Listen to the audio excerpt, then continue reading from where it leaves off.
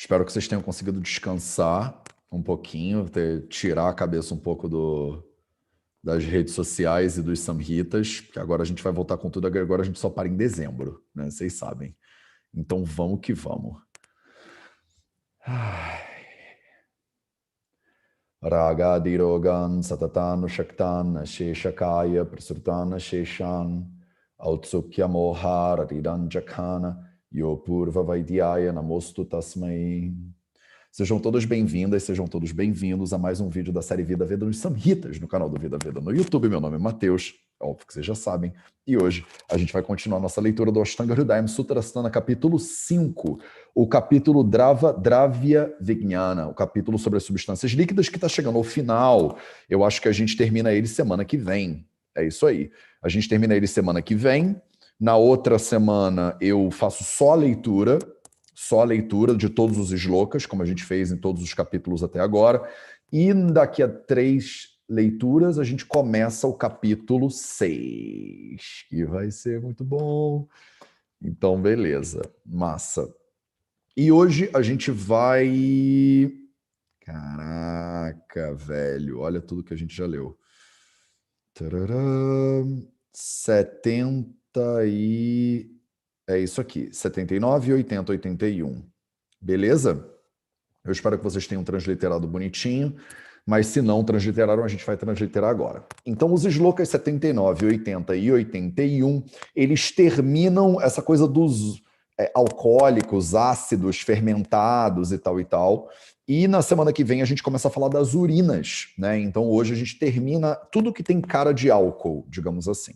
E os shlokas 79 e 81, eles dizem o seguinte: Dhanyam lambhedi tikshnoshnam peta kritsparsha shitalam shramaclamaharam rucham dipanam basti shulanut shastamastapane hridyam laghu vata kapapaham ebhireva gunairyukte salvira katushodake kramihrudroga gulmarsha pandurogani barhane Tekramatvitushairvidyat satushaischaya vaikrite. Então vamos transliterar esse negócio aí. E vocês que usam traduções e livros e tal, vocês já vão pegar, vão entender, se não entenderam, que tradução é complicado, né? Então vocês já me viram falar mal desse cara aqui, do Teshri Kumar, né, que é uma tradução muito comum, né, do Ashtanga Hridayam. Vocês me ouvem normalmente falar bem desse cara aqui, que é o Shri Kantamurti, que talvez seja o que eu mais recomendo de todos. Tem alguém que está escapando o som. E esse aqui. E eu tenho outros, né? Tem outras traduções e tal, mas de qualquer forma não faz muita diferença, porque todos eles têm prós e contras, e hoje a gente vai ver como, de novo, né? Acho que na leitura passada eu meio que exaltei um deles, eu exaltei até o Trishkumar, que normalmente eu critico ele e ele estava melhorzinho. Hoje o Trishkumar vacilou de novo. Então vocês veem, parece o Big Brother dos Samhitas, isso aqui, né? Cada hora quem é o líder, quem é que vai ganhar a prova e não sei o quê, né? E toda semana tem um que fica melhor, tem um que fica pior, e aí é isso. E é assim que é, não tem muito jeito. Quando eu lançar a minha tradução, a edição Vida Veda do Ashtanga Hridayam, vocês vão ver que vão ter problemas também, né? Eu já estou avisando aqui agora, porque os haters no futuro vão falar, mas essa edição não é perfeita, e nunca é, né? Nunca é. Então, é isso. Então, vamos transliterar esse negócio. Deixa eu pegar o meu tecladinho aqui, ABC Extended, e vamos brincar desse negócio. Dhanyamlam, Dhanyamlam, Bhedi, Tikarsharo, Shanam, Dhanyam Lambhedi Tikshnoshnam, Pitta Krutsparsha Shitalam. Com certeza não vai caber na tela esse negócio. Eu Acho que eu vou pegar aqui um livro para me dar suporte, porque senão eu vou ter que ficar indo para cima e para baixo, vai ser chataço. Tá bom. Continuando, então.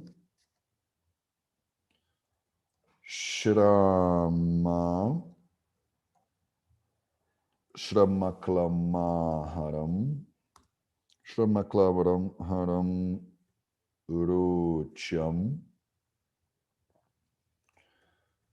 Deepanam Basti Shulanut 79. Basti Shulanut Shasta Mastapane Hrudyam Stapane Hrudyam Laghu Vata Kapapaham.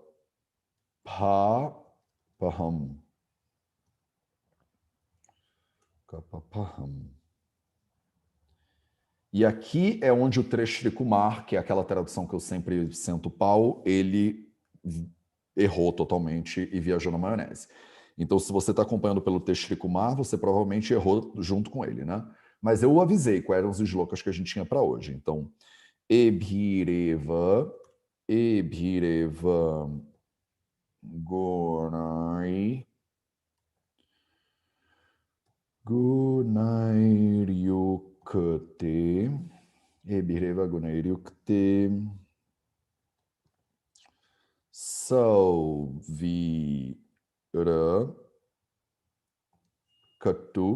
Salvira Katu Shodaki.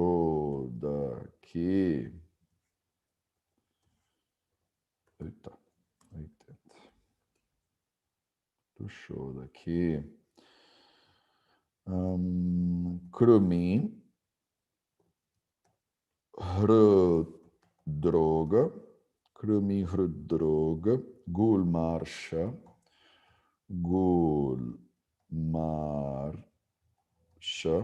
Krumi Hrudroga Gulmarsha. Faltou um Hzinho. Gulmarsha.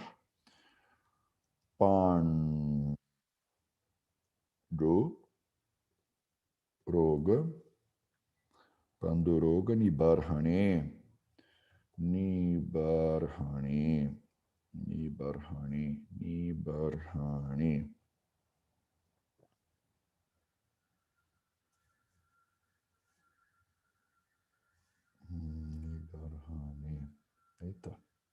Eita, o que houve? Ah, pronto, agora foi. E para terminar, Te Kramat Vitushaihi Vitushair Te Kramat Vitushair Vidyat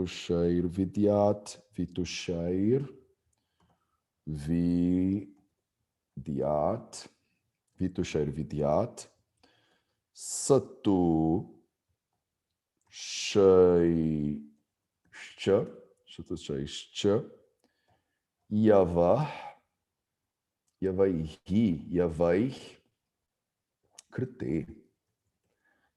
Krite 81. Pronto. Maravilha, só isso aí, tá? Não é mais nada não. O mais chatinho de hoje é que isso aí não é mais útil. Então, é útil para a gente só por uma questão didática, sei lá, para a gente parar para pensar um pouquinho, porque na prática quase não se usa muito o que a gente vai ler hoje. E na cultura brasileira e portuguesa, talvez menos ainda, tá? Mas tudo bem, mas tá no Samhita, a gente vai ler e vai tentar entender, né? Se isso serve para alguma coisa ou se não serve para nada. Então, vamos começar essa parada. Ele começa falando Dhanyamlam, e a palavra Dhanya Amlam são duas palavras que, na verdade, têm um sentido, é um samastapada, uma junção de duas palavras que sozinhas têm significados próprios, né? Elas existem separadas, e juntas elas têm um significado específico, né?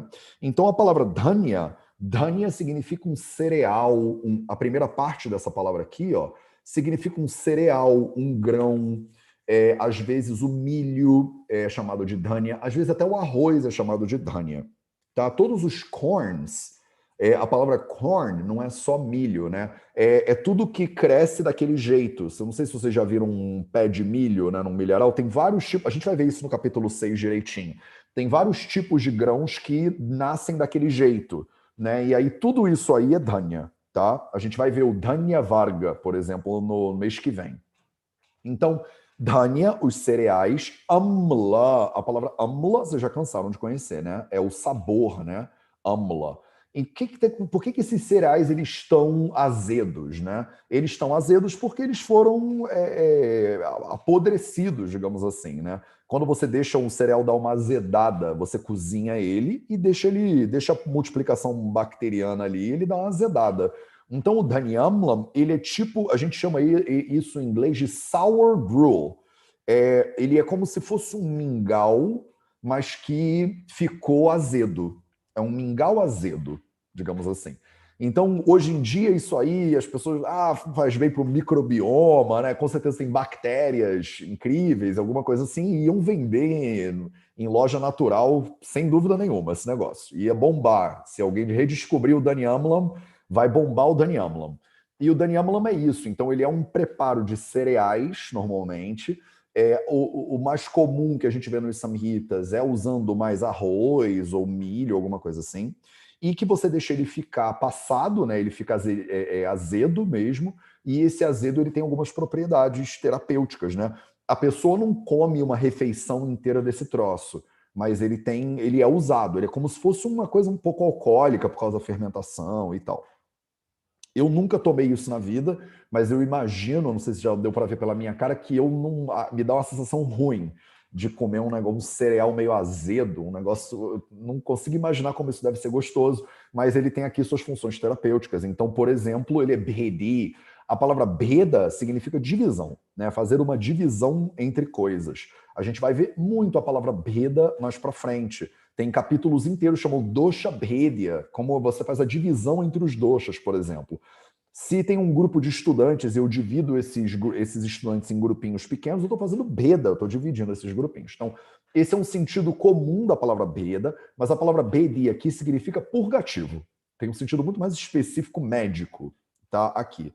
Mas eu gosto de trazer para vocês um pouco disso, para vocês verem como o sânscrito é uma língua, como o português é uma língua e é complexa e tem milhões de significados cada coisinha, né?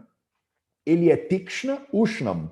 Então ele é Tikshna, ele é muito intenso, e dá para imaginar como esse troço deve ser intenso. Imagina uma sopa de lentilha fermentada, não deve ser um negócio delicioso. Eu não sei, estou com preconceito aqui, né?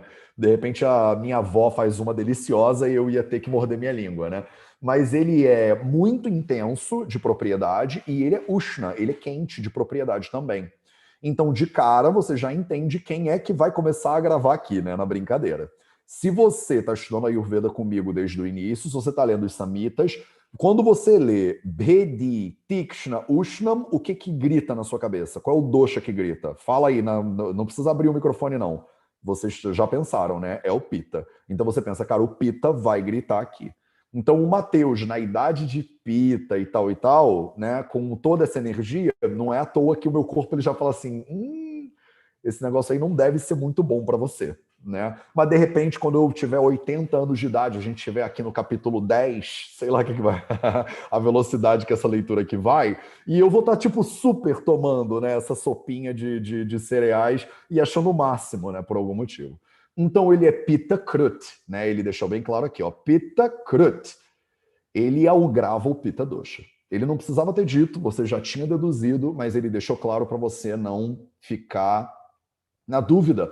Sparsha Shitalam, já ensinei para vocês isso aqui também. Sparshanendriya é o sentido do toque. Sparsha é o toque. E o que é o toque dele? O toque dele é Shitalam, é frio. Então ele é frio no toque. Olha que interessante, como uma coisa, ayurvedicamente falando, ela pode ser Ushnam, ela pode ser quente de guna, mas ela pode ser shita sparsha, ela pode ser fria no toque e quente de efeito no corpo.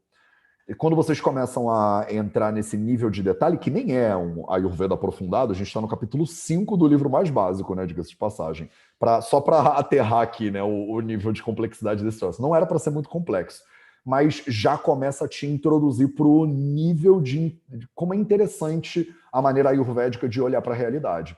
Porque se você for tiver uma mente binária, você vai pensar, não, ou é quente ou é frio. Não, não é.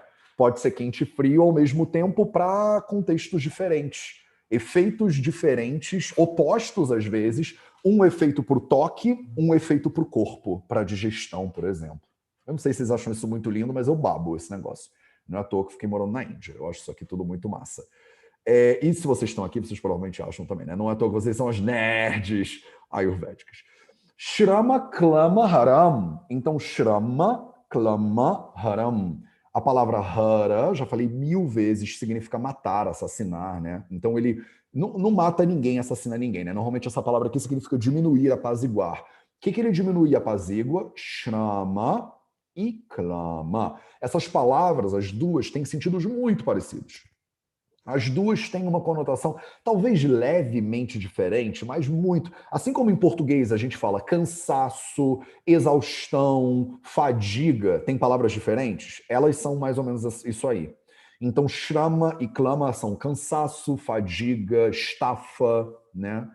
Quando você faz muita atividade, você foi para academia e pirou na academia, ou você correu uma maratona, você no final tá como? Você tá chama-clama, você tá fadigada, cansada, rota, tá no final, na reserva, a gente fala, né? Cara, Matheus, tô com a energia na reserva. É isso aí. Só que esse negocinho que a gente está vendo aí, o Dhanyamlam, ele faz Shrama Klama Haram. Então ele te revigora, ele elimina o cansaço, ele elimina a fadiga. Não é porque o gosto deve ser tão zoado que você bota esse troço na boca que você até acorda. Desperta o defunto, não é? A gente não tem essa expressão. Então, Dhanyamlam, ele acorda o defunto, de tão que o gosto deve ser delicioso. Urucham, ele é urucham, ele é ruchi, ele deixa você com fome. Ele intensifica a sua sensação de fome, né? A sua sensação de querer comer, né? Ruchi e aruchi são os opostos. Aruchi é quando você olha para a comida e a comida não te dá vontade, você fala, cara, não tô. Mas aí você come um pouquinho desse negócio aí e ele dá uma acordada na tua digestão. Por quê? Porque ele é Ushnam. Porque ele é Tikshnam. Então ele vai dar uma esquentada em quem? Ele vai dar uma esquentada no Agni. Então o seu Agni provavelmente ele vai dar uma acordada. Ele é desperta defunto, desperta Agni. Ele é Dipanam, ele é Agni Dipanam. Então ele deixa você com um apetite mais intenso e deixa você com a capacidade digestiva também mais intensa. E ele é Basti Shulanut. A palavra Basti, em algumas versões do Ashtanga Hridayam de outros samhitas, a gente também lê Vasti com V. Essa aqui é o Basti, né? Que é o mais comum no norte da Índia. No sul da Índia é muito comum você ver a palavra, deixa eu pegar aqui meu sânscrito, Vasti. Eita, não era nada disso que eu queria. Vou escrever do zero então. Vasti. Tomem cuidado, porque vocês podem ver a palavra Vasti, esse cara aqui, e a palavra Basti, que é esse cara aqui. As duas são sinônimos, tá? No sul da Índia, normalmente eles chamam de Vasti, e no norte da Índia, normalmente chamam de Basti, tá? É o B e o V, né, que são muito parecidinhos. Isso significa que no Teshri Kumar, que é uma edição bem sul da Índia, bem malayali, ele chama de Vasti. Você vai ver com a letra V. Agora, os outros samhitas todos, os vermelhinhos, que são esses aqui, eles são edições da Chalkamba, do norte da Índia, eles escrevem Basti, tá? Então, esse é o jeito. O que é Basti? Você vai parar e vai pensar assim, Matheus, Basti é enema. Não, não é. Basti não é enema. Basti pode ser enema. Mas por que a palavra Basti significa enema? Porque a palavra Basti realmente significa bexiga. A palavra Basti significa literalmente bexiga, a parte do corpo anatômica mesmo, que você acumula urina, né? Então, por que a gente chama o enema de Basti? Porque a ferramenta que a gente usava, né, para fazer o Basti antigamente, ela era um tubo com uma bolsa no final. E essa bolsa, que você botava o líquido dentro da bolsa, aí você prendia a bolsa num tubo, o tubo ia no reto do paciente e você aperta essa bolsinha para introduzir o líquido dentro do intestino grosso do paciente. Essa bolsinha, ela era feita de quê? Ela era feita de bexiga de determinados tipos de animal. Você abria o animal, pegava a bexiga era um saquinho, né? Ela é um saquinho. E aí você conecta a bexiga num aparelho, e aí, porque você usa uma bexiga, o nome do procedimento virou bexiga. Então, quando você fala assim, a melhor terapia de Shodhana para Vata Dosha é Basti. Você está dizendo a melhor terapia de Shodhana para Vata Dosha é bexiga. É isso que você está falando, tá?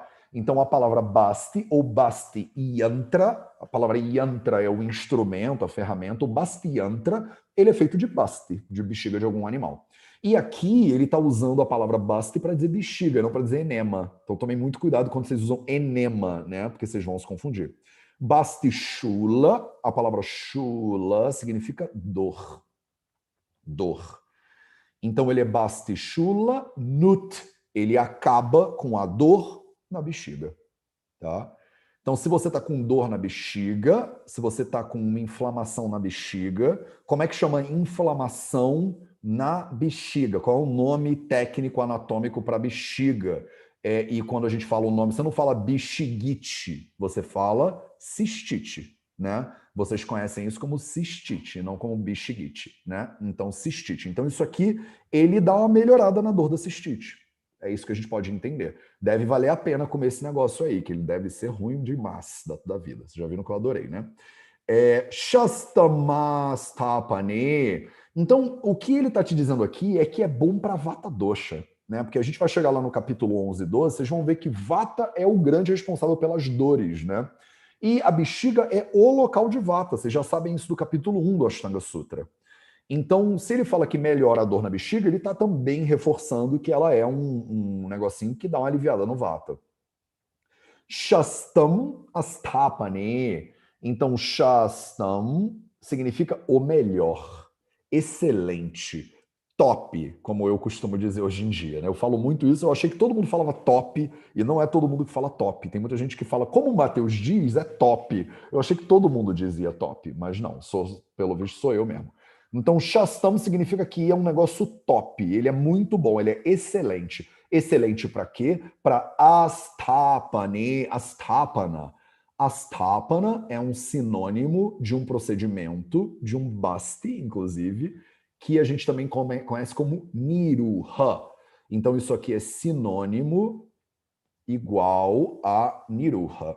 Eita, não queria botar na língua da gente. Niruha, isso aqui. Então, a gente chama de niruha basti ou astapana basti. O que é o niruha basti? Aí agora é basti de enema. Só para confundir um pouco a cabeça de todo mundo, tá? Então, o astapana, ele é um basti, ele é um procedimento de enema que ele é feito com decocto. Ele normalmente tem muita quantidade e ele é uma quantidade grande e ele é feito com decocto. Isso significa que ele entra no corpo e ele sai do corpo. Entra no corpo e sai do corpo, tá? O oposto dele, ou digamos assim, o complemento dele é o Anuvassana Basti. Você tem o Niruha Basti, que é o enema de decocto, e você tem o Anuvassana Basti, que é o enema de óleo. O Anuvassana Basti, que é o enema de óleo, ele entra no corpo e fica no corpo. A gente vai ter um capítulo inteiro no Ashtanga Sutra para falar de Basti Vidhi, o conhecimento sobre os enemas, as terapias de enema, digamos assim. Mas não precisa decorar nada disso, eu só estou antecipando coisa para vocês. E o Niruha, então, ele entra no corpo e sai, que é o Astapana entra no corpo e sai, e o Anuvassana, ele entra no corpo e fica, tá? E aí, o que ele está te dizendo aqui? Ele está te dizendo que o Dhanyamlam, ele é um excelente material para você fazer enema. Olha que interessante. Pô, Matheus, é uma sopa azeda de cereais. O que tem a ver isso com enema? Tem tudo a ver. E aí, de repente, você pensa, pô, ela é azeda, bactérias, microbioma, repovoação de microbioma. Você começa a acender luzes, né, na sua cabeça. Eu brinco muito, já desde o início eu falo esse negócio, que para mim o Panchakarma, na maneira como a gente olha modernamente, ela é uma terapia de substituição de microbioma. É isso que eu sempre disse, vocês já me ouviram falar desse troço provavelmente. Então, muita gente do Ayurveda, quando eu falo isso, fala: você tá muito louco, Matheus, tipo, tá tomando ácido de manhã, né? Ele medita e toma ácido. Mas eu acho que é por aí, porque o que você vê que acontece no corpo é muito parecido quando você faz um transplante fecal, por exemplo. É muito dramática a mudança no corpo da pessoa quando você faz, por exemplo, um enema de Damiamlam. Não tenho experiência nenhuma com isso, tá, gente? Nunca fiz enema de Damiamlam em paciente, mas o Samhita tá aqui te dizendo que rola. Ele é laghu, então ele é leve para digestão. E ele é vata, kapha, paham. Então acho que já estava meio que... Isso já tinha sido indicado, né? Que ele era... Que ele já estava te levando nessa direção, né? A palavra apaha, esse finalzinho aqui, ó, kapha, paham. Deixa eu pegar ela aqui na transliteração para facilitar para vocês verem. Apaha, aqui, ó. Apaha. Desculpa. Apaha significa remover, repelir, destruir. No caso aqui, ele não está destruindo nada. Ele só está apaziguando, ele está equilibrando, digamos assim, ele está aliviando vata e kapha dosha. Tá? Então ele é vata paham, kapha paham. Belezinha? E aí aqui é a cagada que o Teshri Kumar fez. Esses slokas aqui, do Ebhireva até o Krute, não estão no Teshri Kumar. Ele, sei lá o que ele fez. Ele pulou esses slokas. Por que ele pulou esses slokas? Talvez porque na edição dele, essas duas substâncias que a gente vai falar agora já tenham caído em desuso. Então, provavelmente, porque as duas substâncias que a gente vai falar agora, elas provavelmente já não eram mais usadas no tempo ali da versão do Teshri Kumar, ele simplesmente omitiu do Samhita. Então, ele limou. Mas se você olhar na versão que a gente usa aqui, na linhagem do Vida Veda, que é a linhagem que eu venho, né, a gente usa as versões vermelhinhas, né? E nelas, que são as mais tradicionais e mais...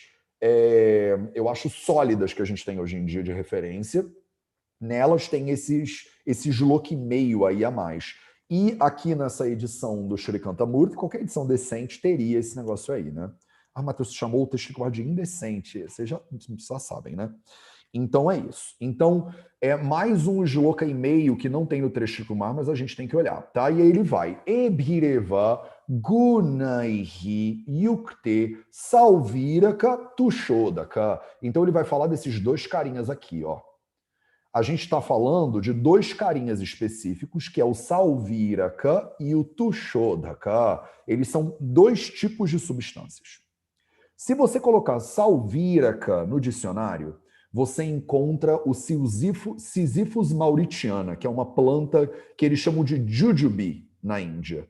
É uma fruta, existe hoje, é uma planta que ela não é uma planta mitológica, ela é uma planta que é verdadeira, ela está lá na Índia até hoje, chama-se Sisyphus mauritiana, e ela chama salvíraca. Então, eles chamam muito isso de jujube tree, em inglês, jujube, né? Se você pesquisar jujube, Jujube, você encontra esse cara aqui. Tushodaka. O Tushodaka, ele tem milhões de interpretações diferentes. Tem gente que diz que ele é a terminália belírica, o Bibitaki, que é um dos três trífala, sabe? Então tem gente que diz que o Tushodaka, ele é o terminália belírica. Tem gente que diz que o Tushodaka, ele é simplesmente qualquer grão que está sem a casca. Qualquer grão sem casca. Tem gente que diz que isso aqui é qualquer casca de grão. Então, tem uma zona aí na literatura que ninguém sabe muito bem exatamente o que é esse negócio, mas eu estou embrulhando a cabeça de vocês, mas o próprio Shloka ele vai explicar o que ele quer dizer quando ele fala Salviraka Tushodaka. E não é nada disso que eu acabei de falar aqui, tá? Então, eu estou só dizendo porque tem milhões de opiniões diferentes sobre o que são essas coisas, mas o próprio Samhita, porque talvez seja muito confuso, ele deixou claro. Tá? Então, beleza. Ebhireva Gunairiukte, Salviraka Tushodaka. Então, a gente vai falar agora desses dois carinhas. E esses caras, ele Gunairyukte Ebhireva. Então, Ebhireva, Gunairyukte, diz assim, da mesma maneira, com as propriedades parecidas que esse que eu acabei de falar. Gunaihi Yuktaha Ebhireva, ou Iva. Então, tipo isso aí que eu acabei de falar, com características parecidas, é o Salviraka e o Tushodaka. Quais são as especificidades do Salviraka e do Tushodaka? Eles são krumi, então primeiro, krumi, eles são muito usados, eles podem ser usados para infecção por verme, por exemplo. Se você está com verme, Matheus, o que eu tomo com verme? Eu vou tomar Anita, né? Não, você toma Dhanyamlam, por exemplo. É o natural, né? Ayurvédico, digamos assim. Chama Anita ainda? Eu não sei se vocês conhecem esse negócio. Antigamente chamava, né? Não é a moça do Poderosas, não. É o negócio que você toma para os vermes mesmo. Krumi, que as pessoas estão assistindo isso no futuro, será que ainda tem a Anitta em 2048? Ou será que ela já tomou conta do Brasil inteiro, rainha do Brasil? Então, gente, se você está assistindo isso em 2050 e você não sabe quem é a Anitta, joga no YouTube que vale a pena. Tem até documentários incríveis sobre ela no Netflix, que eu recomendo para todo mundo. Hridroga. Hridroga são doenças de Hrid, do coração, né, da região cardíaca. Já vemos imenso isso também. Gulma e Arsha. Também já falamos um monte de Gulma, já falamos um monte de Arsha. Arsha são as hemorroidas e Gulma é uma doença da cavidade abdominal que tem uma formação assim de massas de tumores e tal, né? É uma doença muito estranha, muitas vezes traduzidas como tumores fantasmas, uma coisa assim. E que raramente a gente vê isso em hospital e tal. Eu tenho muito poucos professores na faculdade de medicina que sabiam bem o que era um gulma, sabe? Que já viram gulma e tal. A menos que a gente fale de Rakta Gulma, que a gente vai chegar e vai estudar isso mais lá para frente, que são os gulma que afetam as mulheres, o aparelho reprodutivo feminino. Aí a gente tem uma ideia bem clara do que é o Rakta Gulma. Mas para o futuro a gente vai estudar isso. Panduroga, já falei imenso também para vocês sobre isso. É uma doença de descoloração da pele que normalmente envolve o fígado, né? Muitas vezes traduzida como anemia, embora não seja anemia, na minha não tão humilde opinião. Nibarhana, a palavra Nibarhana significa destruir. Igual eu falei para vocês aqui em cima do apaha, apaha é afastar, destruir, diminuir, darará. Ele só usou outra palavra, né? Que é o Nibarhana. Nibarhana significa também destruir, remover, né? Então ele remove Panduroga, ele remove Krumi, ele remove Rudroga, ele remove Gulma e ele remove Arsha. Tudo isso são esses dois carinhas, o Salviraka e o Tushodaka, que são dois preparos diferentes, tá? E aí ele vai eliminar a nossa dúvida aqui sobre como é que prepara esse negócio. Ele fala, esses caras aí, né? Kramat, respectivamente, então o Salviraka primeiro e o Tushodaka depois, nessa ordem que eu mostrei aí. Vitushaihi, Vidyat, Satushaihi cha. Então, Vitushaihi e Satushaihi são palavras muito parecidas. Deixa eu pegar aqui a transliteração para ficar claro para vocês isso. Cadê ele? Ó. Vidyat. Cadê? Vitushaihi, Satushaihi. Então ele está falando de Tushaihi, né? Um é Vitushaihi, o outro é Satushaihi. O que é esse negócio do Tushaihi aí? Ele é a casca de algum grão. Ele é a casca de algum grão. Vitusha significa sem a casca. Satusha significa com a casca. É técnico pacas isso para vocês. A galera que está hoje aqui é só a galera guerreira do Ayurveda mesmo. Quem não saiu ainda, parabéns para vocês pela paciência, porque eu tô num nível de detalhe, né, com cascas. Capítulo que vem só vai ficar a galera que é guerreira 300. Sabe o 300, aquele filme? Capítulo que vem, depois do capítulo 6, só fica quem é muito guerreiro mesmo, porque é o capítulo mais chato da história do Ayurveda. E a gente vai demorar muito tempo nele. Vai ser para filtrar, sabe? Tipo, quem é que tá levando isso a sério e quem não tá. Então, Tushaihi é sem a casca, Satushaihi é com a casca. O que é sem a casca e o que é com a casca? Yavaihi. Yava é um tipo de cereal. Esse tipo de cereal, que eu já falei para vocês, eu tenho um professor que diz que isso aqui é a quinoa. E é um professor só que diz isso. Então, isso não é... A doutrina não concorda com o meu professor. Mas o resto da galera concorda que Yava significa barley, é a cevada, né? É a cevada. Então, você faria aqui o Salvíraca e o Tuxodaka, não com o Jujubi, né, com o Sisyphus mauritiana, não com o Bibitaki, não com nada do que eu falei antes, mas com o Yava, com a cevada, sendo que o primeiro é com a cevada sem casca e o segundo é com a cevada com casca. Então é como se você fizesse uma cevadinha, né? Aqui no norte de Portugal, eles tomam esse negócio, eles chamam de cevada, inclusive, eu acho. E é tipo um café que eu pessoalmente não gosto, porque ele tem gosto de queimado, mas o pessoal aqui, muito comum no norte de Portugal, no sul não é tão comum, mas no norte é muito comum, você no restaurante, quando você acaba de comer, aí no Brasil não é tipo, quer um cafezinho? Aqui não, aqui a gente pede uma cevadinha, né? Então é muito parecido com esse negócio, é impressionantemente parecido com esse negócio. Só que ele não é só um chá de cevada, não é isso.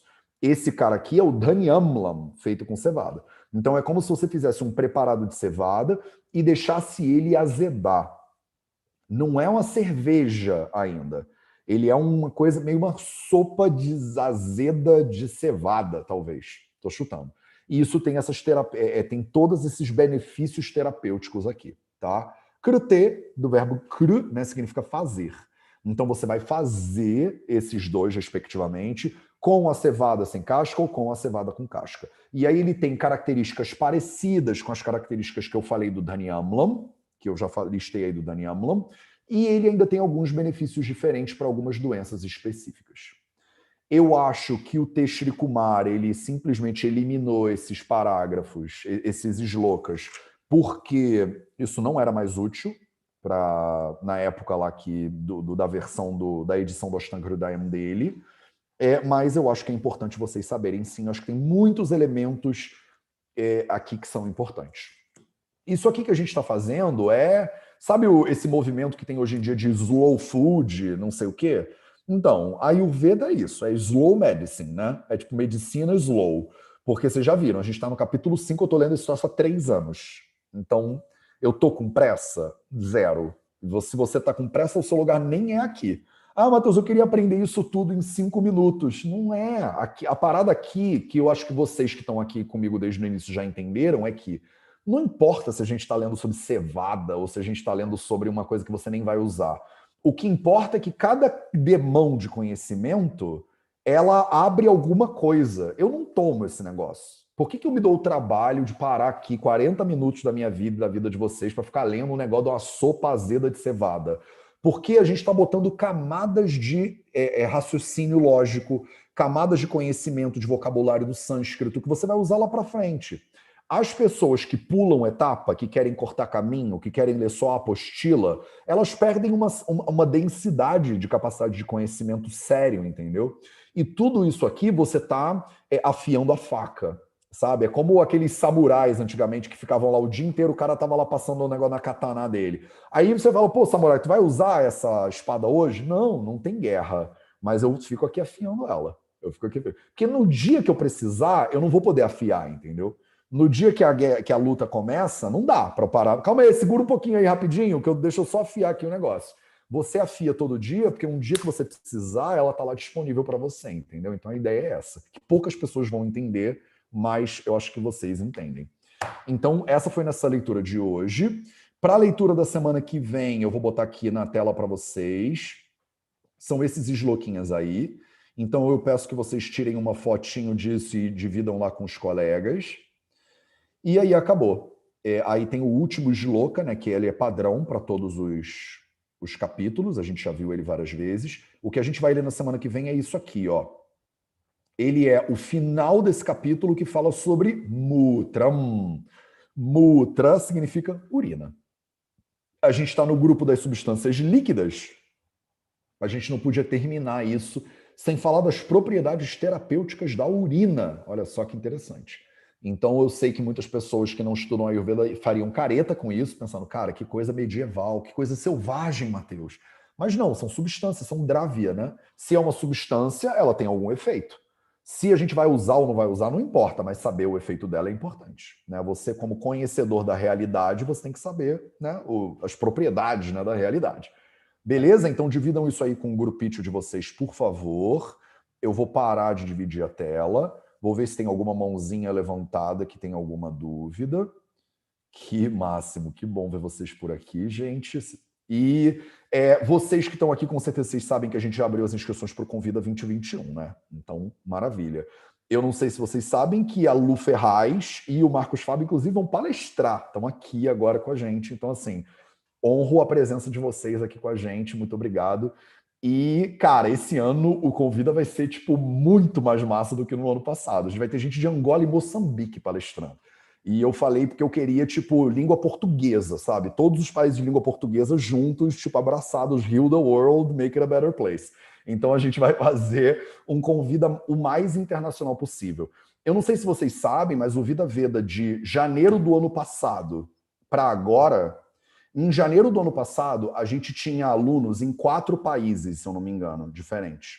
Hoje, a gente tem alunos em 20 países diferentes no mundo. Então, tipo, o tamanho, né, do alcance que o VV tem hoje em dia e a possibilidade que a gente tem de servir e ajudar as pessoas é muito enorme, né? E eu quero, o próximo passo que a gente quer dar, um dos sonhos que eu tenho, é a gente ter esse trabalho cada vez mais sedimentado em Angola, Moçambique, Cabo Verde, esses países de língua portuguesa que podem se beneficiar muito também desse conhecimento. Então imagina, meu sonho é depois de dar uma aliviada nessa situação bizarra de pandemia, eu poder ir a Angola e Moçambique dar palestra, dar curso e tal, acho muito massa. E eu espero sempre poder contar com vocês nessa jornada. Então, eu tenho certeza que a gente se vê todo mundo lá no Convida. Um beijo para todo mundo. E então, na semana que vem, vamos falar sobre urina, beleza? Um beijão para vocês e até a próxima. Raga dirogan satatan shaktan sheshakaya prasrutan sheshan autsukya moha ratidan jakhana yopurva vaidyaya namostu tasmai Bhishajam sadhu vritanam bhadramagamashalinam